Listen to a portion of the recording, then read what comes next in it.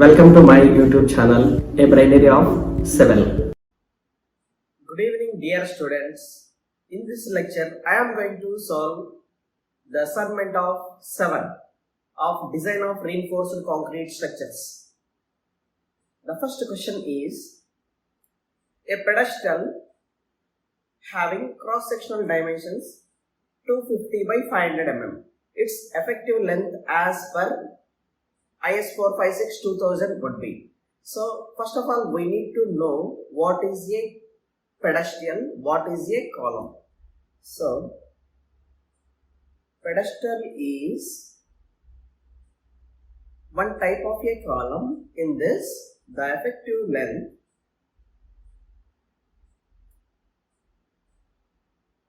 should not exceed, that is, it should not be greater than 3 times least lateral dimension. So, out of these two dimensions, least lateral dimension is 250 mm. That is, it should not be greater than 3 into 250. So, you will get it is 750 mm. So, the nearest answer is approximately equal to 700. That is, the effective length of the given pedestal should not be greater than 750 mm. It should be less than 750 mm. So, out of all the options, the given option is 700. Okay, so option B is the correct answer for question number 1. Coming to question number 2, for a rectangular column section, following nomenclature is followed. Effective length with respect to major axis of the section L, and I is the effective length with respect to minor axis of the section, and D is overall depth of the section, and small d is the breadth of the section. So, in this case, the column is said to be short column. So, short column is the one if its slenderness ratio with respect to both axes should be less than 12. So, L by D and small l by small d, it should be less than 12. Okay. So, if slenderness ratio with respect to x-axis is less than 12, as well as slenderness ratio with respect to y-axis also less than 12, then we say that that type of column is a short column. Clear? So, option A for question number 2. Coming to question number 3, if both ends of a column are pin supported, that is, it is a column, pin supported means there is one hinge here, there is another hinge, and overall length is from here to here it is L, then which one of the following statements could be correct? Effective length of the column is 0.7L, 1.0L, 1.2L, 1.5L. So, for the given condition, when the column having both ends are hinged, it can bend like this much. So, that is, throughout the length, it can bend. Okay, point of contour flexure will occur here. So, effective length is nothing but it is a distance between point of contour flexure in a column. So, as it is bending at point A and B, throughout the length is subjected to its effectiveness. Okay, so effective length will be, effective length is equal to 1.0L. So, option B for question number 3. Coming to question number 4, the maximum compressive strain in concrete subjected to axial compression is to be considered as. The most important 2 key points are there. So, maximum compressive strain in concrete. So, maximum compressive strain in concrete for case 1, it is subjected to axial compression.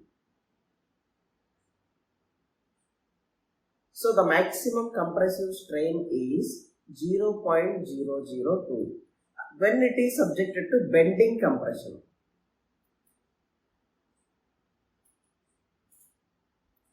This is 0.0035. Okay, so these are the most important two values you need to remember. So in this problem, he asked about when the column is subjected to axial compression, what will be the maximum strain? It is 0.002. So for question number 4, option A is the correct answer. Now coming to question number 5, if a short column having overall dimensions, that is 300 by 500 mm and 16 mm diameter bars of longitudinal provided, the maximum spacing between two lateral ties. Okay, so that is, it is a column. These are all the reinforcing bars here. This is one reinforcing bar and this is another reinforcing bar. So it is subjected to one lateral tie here, one more lateral tie here, and one more lateral tie here. So the maximum spacing between this lateral tie,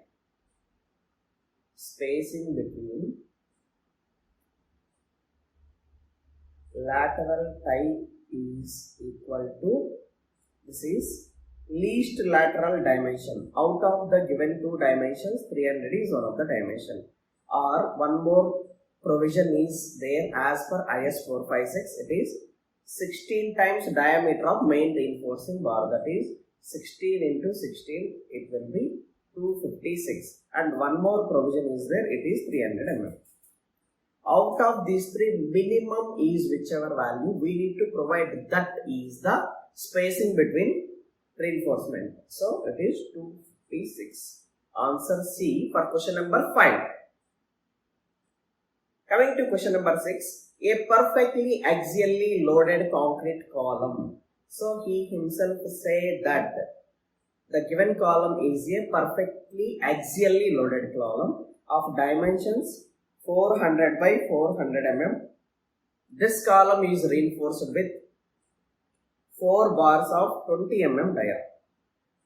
Determine the design axial load carrying capacity of the column given M25 grade concrete, Fe415 grade steel.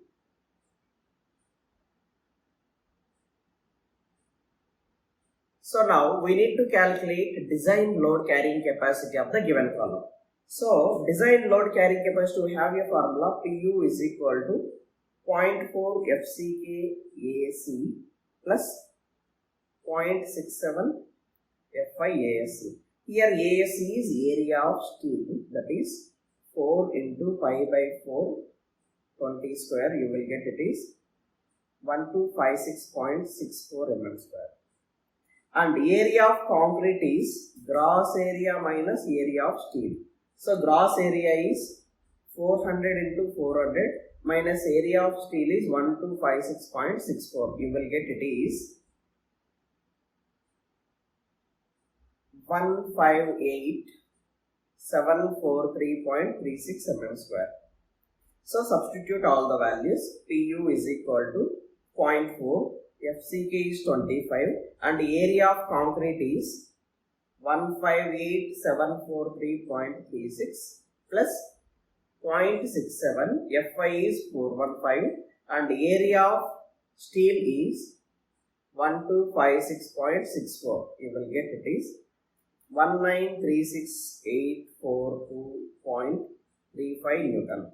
So 1936.84 kilonewton. So option D for question number 6.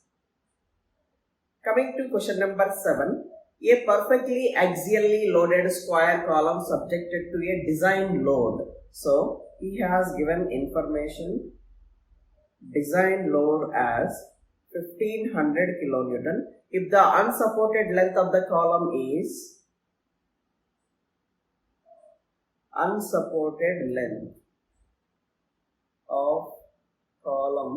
is equal to 4 meters and both ends are pin supported. When both ends are pin supported, its effective length is same as the unsupported. So effective length is equal to 4 meters, that is equal to 4000 mm. Now he has given assume area of steel provided is 1.2% of gross area, that is ASC is equal to 1.2% means 100 divided by 100 gross area. Now what we need to calculate? What would be the dimension of the column? We need to calculate the dimensions of the column. Okay. So we know design load carrying capacity PU is equal to 0.4 FCK AG plus 0.67 FI ASC. The load carrying capacity is 1500 kilonewton. 0.4 FCK is 30 and gross area, this is area of concrete, not gross area. Area of concrete is equal to gross area minus 0.012 into gross area plus 0.67, Fi is 415, area of concrete is 0.012 area of gross area. Okay, so this is the gross area. So from this equation the only unknown is gross area. So AG is equal to 98732.2776 mm square. Okay. So it's better to provide a square bar, square reinforcing column. So that is B square is equal to AG. B is equal to under root AG. That is equal to 98732.2776 under root. So you will get it is 314.22 mm. So approximately 315 into 315 mm. These are the dimensions of the column that we have to provide to get the design load carrying capacity is 1500 kilonewton. So the option D for question number 7. Coming to question number 8. A perfectly axially loaded column of size 500 by 500 subjected to axial factored load. So PU is equal to 1500 kilonewton. The diameter of the longitudinal bar provided is 25 mm, that is phi is equal to 25 mm, and he has given M20 grade concrete, Fe415 steel. Here.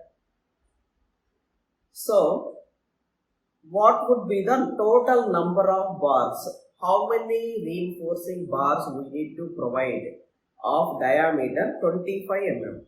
Okay, so first of all we need to calculate area of steel we need to provide. Okay, so area of 125 mm bar. So pi by 4, 25 square, it is 490.87 mm square. So this is reinforcing bar area.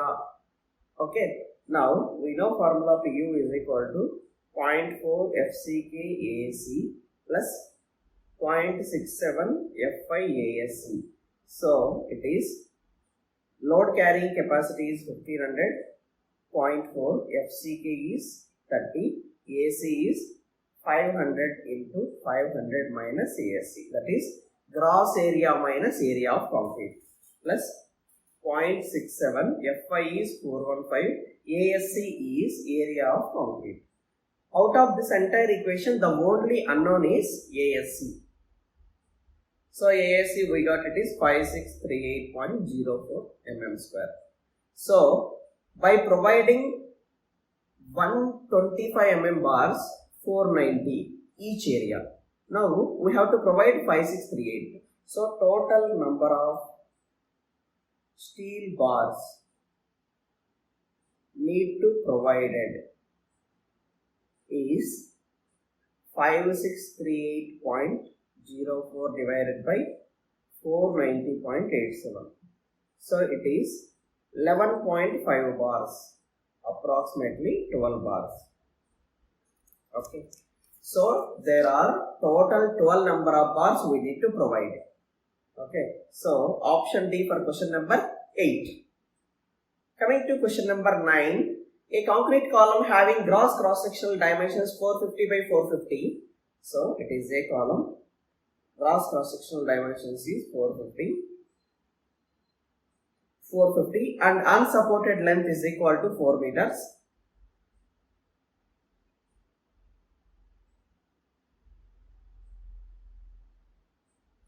So here width B is equal to 450 mm, depth D is equal to 450 mm.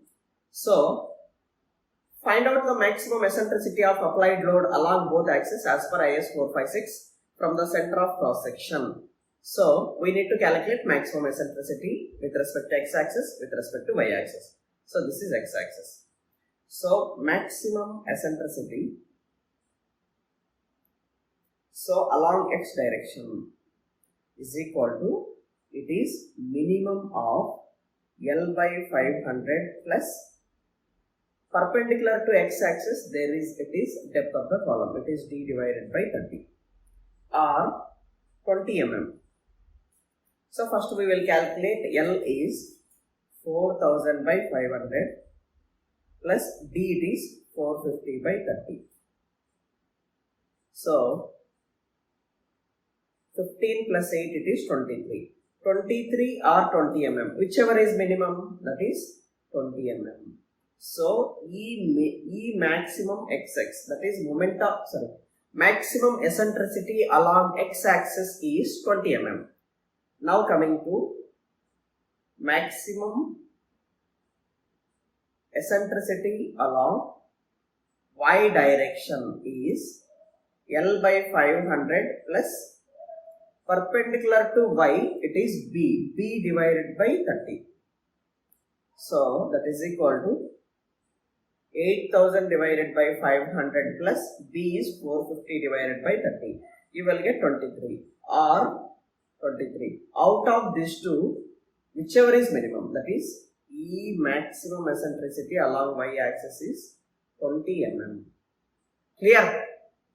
So with respect to x-axis as well as y-axis, we need to provide the eccentricity as, we got the value of eccentricity as 20 mm. Okay. So the option is both are 20 mm. So option D for question number 9. Now coming to question number 10. In case of short column, which of the following statements are incorrect? So short column. So in case of short column, the longitudinal reinforcement should not be less than 0.8% of gross area. And it should not be less than, the diameter of the bar that is using in the short column should not be less than 12 mm. And the number of bars in the short column should not be less than 4 bars. So it is correct. It is correct. So the longitudinal force not less than 4. It is also correct. And now maximum reinforcement is equal to 4% of gross area. When reinforcement are lapped, that is one provided by with some lapping. So when lapping is provided, we need to provide 4% as maximum reinforcement. If we are not able to lap, we are placing one beside the other. So in that case, maximum is 6%. But he has given in the fourth statement is 8%. This is wrong. So the only incorrect statement is option D for question number 10. So in design of reinforced concrete structure, you need to practice each and every question in all the assignments. Okay. To practice all the assignment questions, you can find the link in the description below. Thank you.